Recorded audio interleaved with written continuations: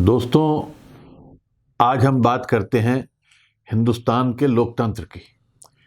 क्योंकि लोकतंत्र या जमहूरियत बग़ैर अपोजिशन के नामुकम्मल है। और आज देखने में ये आ रहा है कि हुकूमत तो है, बहुत मजबूत है, लेकिन अपोजिशन रोज़ बरोज़ कमज़ोर होती जा रही है। मुल्क में आज न तो अपोजिशन है, ना कोई अपोजिशन के मजबूत लीडर हैं, और जो कांग्रेस पार्टी थी जिस तरह से, वो दिन ब दिन उस जवाल पजीर है, वो गिरती जा रही है। कांग्रेस के अंदर उम्मीद ये थी कि एक नई जान डाली जाएगी 2019 की शिकस्त के बाद, उसमें एक नया अंदाज आएगा, नई क़यादत आएगी, लेकिन कुछ ऐसा देखने में नहीं आया। और कांग्रेस में ऐसा लगता है कि न तो कोई उसकी कश्ती का खेवनहार है, ना उन्हें पता है कि कश्ती को कहाँ जाना है, किधर लेके जाना है। तो बीच मंझदार में कश्ती जो है वो डूब रही है और लोग उसमें से कूद कूद के भाग रहे हैं। सबसे ज़्यादा जो इस वक्त मैं समझता हूँ कि तकलीफ़ दे जाना हुआ है, वो सिंधिया का हुआ है। सिंधिया नौजवान थे, सिंधिया एक अच्छे वक्ता थे और अच्छी तरह से अपोजिशन का रोल निभाते थे, लेकिन उनके अपने एम्बिशन थे, उनकी अपनी चाहतें थीं। वो चाहतें यहाँ पर उन्हें लगता था कि पूरी नहीं होंगी, और नतीजा ये हुआ कि वो छोड़ के चले गए। आज जब मुल्क ज़बरदस्त इक़्तिसादी बहरान का शिकार है, आर्थिक मंदी का शिकार है, बेरोज़गारी का शिकार है, उस वक्त बीजेपी क्या कर रही है? बीजेपी कांग्रेस की सरकारें गिराने में लगी है। यानी जो अपोजिशन रही सही है, उसको भी मलिया मीट करके ख़त्म करने पे लगी हुई है। नतीजा क्या होगा? नतीजा ये नहीं होगा कि बीजेपी और मजबूत हो जाएगी, नतीजा ये होगा कि हिंदुस्तान कमज़ोर हो जाएगा, नतीजा ये होगा कि लोकतंत्र कमज़ोर हो जाएगा, भारत का संविधान कमज़ोर हो जाएगा और भारत की जनता कमज़ोर हो जाएगी। क्योंकि जनता की आवाज़ हर लोकतंत्र में अपोजिशन होती है, और जहाँ अपोजिशन ना हो वहाँ पर फिर जनता की आवाज़ उठाने वाला कोई होता नहीं। अफसोस की बात यह है कि अपोजिशन भी आज सड़कों पर नहीं आ रही।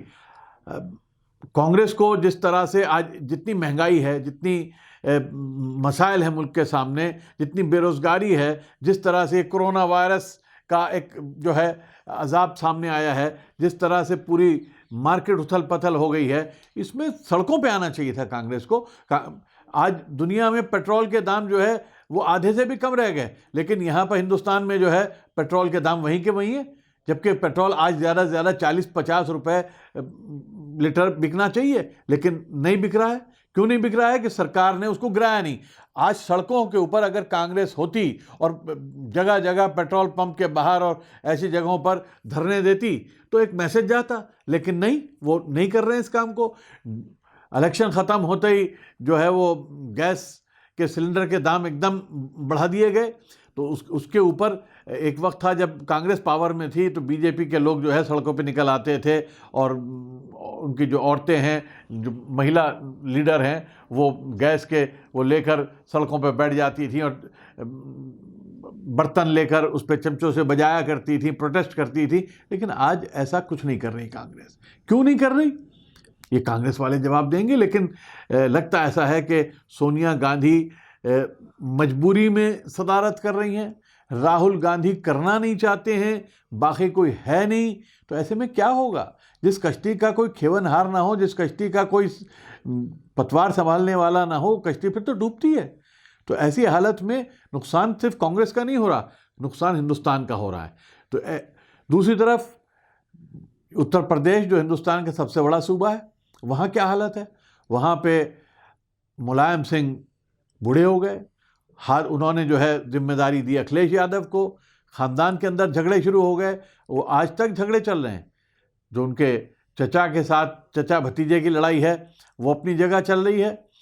खुद अखिलेश यादव सड़कों पे नहीं आ रहे, इतने लोग वहाँ पे दंगे हुए, मारे गए, हंगामे हुए। ऐसा नहीं हुआ कि अखिलेश यादव या समाजवादी पार्टी के लीडर जो हैं या वर्कर जो हैं वो आके खड़े हो जाएं 7 लोगों के। जहाँ धरने पे बैठी थी औरतें, जब उनको मारा गया, जब उन पर जुल्म हुए, तो समाजवादी के वर्कर आने चाहिए थे, हर धर्म के लोग आने चाहिए थे वहाँ पर। ये सिर्फ मुसलमानों की क्यों रह गई लड़ाई? ये लड़ाई सबकी होनी चाहिए थी, क्योंकि सेकुलरिज्म की लड़ाई है, संविधान की लड़ाई है, लेकिन ऐसा नहीं हुआ। वही हाल वहाँ पे बीएसपी का है। नतीजा यह है कि योगी की सरकार जो आज तक के इतिहास की सबसे चौपट सरकार है, जो कोई काम यूपी के विकास के लिए नहीं कर रही, वो मजे से राज कर रही है। उसका विरोध करने वाला कोई नहीं है, क्योंकि अपोजिशन जो है वो ठंडी पड़ी है, अपोजिशन वहां पे लड़ नहीं रही है। बिहार में वही हाल है कि बिहार में लालू जेल में है, लालू का जो परिवार है, उनके जो बेटे हैं वो आपस में लड़ने में लगे हैं, एक दूसरे को काटने में लगे हैं, और नतीजा ये कि बिहार के अंदर भी हालत अच्छी नहीं है, बिहार की हालत ख़राब है। लेकिन इसके बावजूद जो अपोजिशन होनी चाहिए नीतीश की, और जिस तरह बीजेपी से लड़ाई होनी चाहिए थी, वो नहीं हो रही। जनता चाहती है, वो हमें नज़र आता है कि जब कन्हैया की रैली में 2-2 लाख 3-3 लाख लोग निकल कर आते हैं, हर जगह जहां वो जाता है, तो नज़र आता है कि जनता तो चाह रही है सड़क पे आना, लेकिन लीडर निकलना नहीं चाह रहे, निकालना नहीं चाह रहे। और नतीजा ये कि बिहार में वही हालत है। वही हालत आज जो है दूसरे सूबों में है कि अपोजिशन बिल्कुल ठंडी पड़ी है। तो ऐसे में दोस्तों सवाल यह है कि क्या होगा। 2024 भी बहुत देर नहीं लगेगी आने में, लेकिन अभी 4 साल हैं। इस 4 साल में जो अंधेर नगरी चौपट राज है, और जिस तरह से बीजेपी ख़त्म करने पे लगी हुई है कांग्रेस को और दूसरी अपोजिशन को, उसमें मुझे डर यह है कि हिंदुस्तान में सिर्फ अपोजिशन नहीं, जमहूरियत भी ख़त्म हो जाएगी।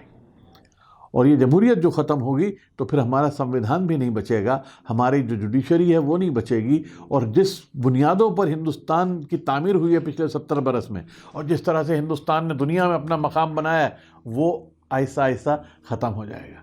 तो इस पर बहुत चिंता करने की ज़रूरत है, गौर करने की ज़रूरत है, और ख़ुद कांग्रेस को ज़रूरत है। या तो राहुल गांधी आगे आएँ और संभालें क़यादत और लड़ें।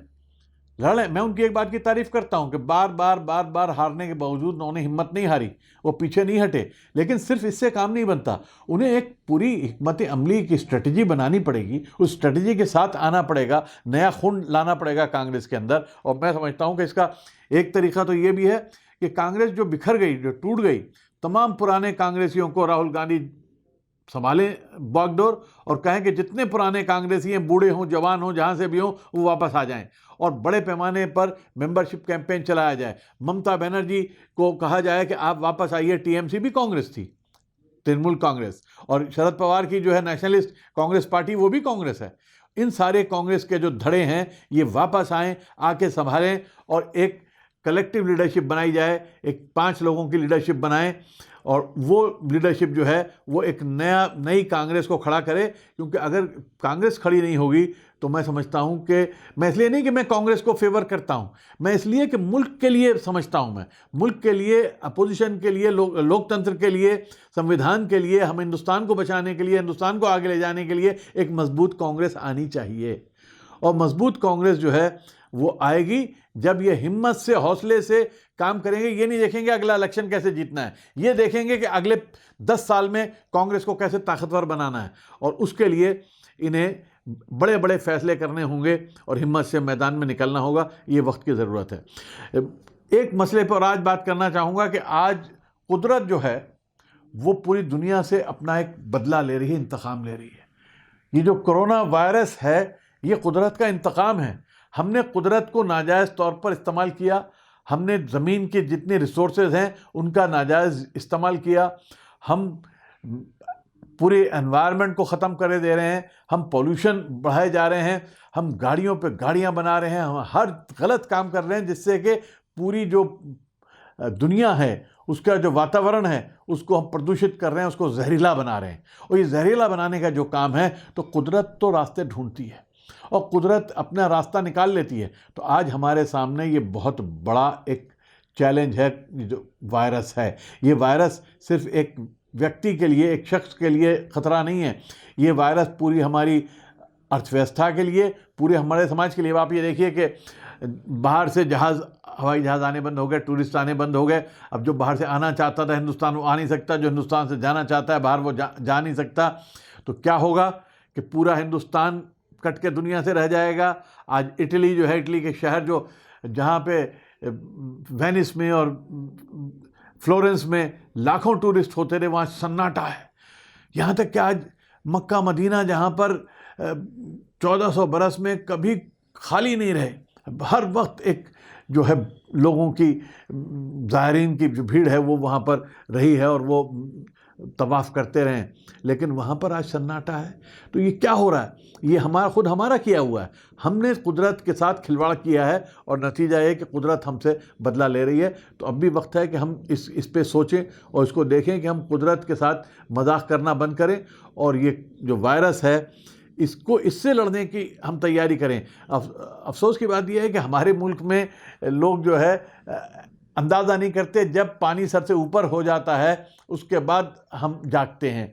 हम पूरी तरह से जागे नहीं हैं। यहाँ पे हमारी जो सरकार है, बजाय कोरोना वायरस से लड़ने के वो लगी हुई है मध्य प्रदेश में सरकार गिराने के लिए, वो कांग्रेस को तोड़ने पे लगी हुई है, वो हम दंगे करने पे लगे हुए हैं, हम हिंदू मुसलमान करने पे लगे हुए हैं, हम एक दूसरे के खिलाफ नफरत फैलाने पे लगे हुए हैं, हम मुसलमानों को जिहादी और मुसलमान जो है वो हिंदुओं से अपनी नाराज़गी जाहिर कर रहा है। तो ये क्या है?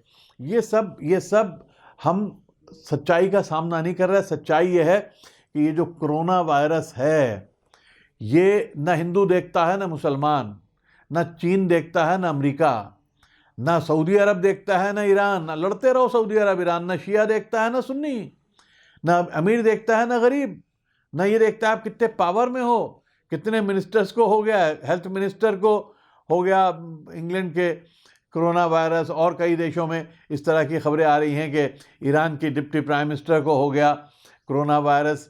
तो दुनिया भर से आ रही हैं। तो ये भी देखता आप कितने पावरफुल हो। आप अपने पैसे से, अपनी ताकत से, अपनी दौलत से, अपने धर्म से, अपनी ज़ात से नहीं बचा सकते। तो कोरोना वायरस आके ये बता रहा है कि तुम सब इंसान हो, तुम सब कमज़ोर हो, तुम सब मेरे निशाने पे आ सकते हो, इसलिए ज़मीन पे आ जाओ। ये आपस की लड़ाई बंद करो और ये हिंदू मुसलमान और ईरान और सऊदी और यूरोप और चीन और अमेरिका करना बंद करो। ये ऐसा होगा तो फिर हिंदू दुनिया जो है उसको बचा पाओगे। और ये लड़ाई मिलकर लड़नी होगी, आपस के इख्तिलाफात ख़त्म करके लड़नी होगी। इसलिए कोरोना वायरस से हम सबक सीखें और एक साथ मुत्तहिद होकर इंसानियत को बचाने की, पूरी दुनिया को बचाने की लड़ाई लड़ें। हम ये आपस में लड़ना बंद करना होगा हमें। और साथ में हिंदुस्तान में ख़ास तौर पे मैं समझता हूँ कि हिंदुस्तान में जमहूरियत को बचाने के लिए हमें अपोजिशन को भी ताकतवर बनाना पड़ेगा और इस मोदी हुकूमत को भी जागना पड़ेगा। ये सिर्फ अपोजिशन को पैरों तले रोनता जाए और बुलडोज़र चलाती जाए, इससे सिर्फ कांग्रेस का या अपोजिशन का नुकसान नहीं होगा, आखिरकार जाके इसका बड़ा नुकसान जो है खुद बीजेपी को होगा, खुद हिंदुस्तान को होगा, उस भारतवर्ष को होगा जिसकी हम बड़ाई करते हैं, जिसकी बात करते हैं। अगले हफ्ते फिर मिलूँगा मैं आपसे, फिर ताज़ा तरीन हालात पे बात करेंगे और मसाइल को सामने रखेंगे। बहुत शुक्रिया। खुदा हाफिज़। जय हिंद। मीडिया स्टार वर्ल्ड के और वीडियो देखने के लिए हमारे चैनल को सब्सक्राइब करें और सीधे नोटिफिकेशन पाने के लिए बेल आइकन दबाएं। और अगर हमारी खबर सच्ची और अच्छी लगे तो अपने व्हाट्सएप, इंस्टाग्राम, फेसबुक और ट्विटर अकाउंट पर ज़रूर शेयर करें।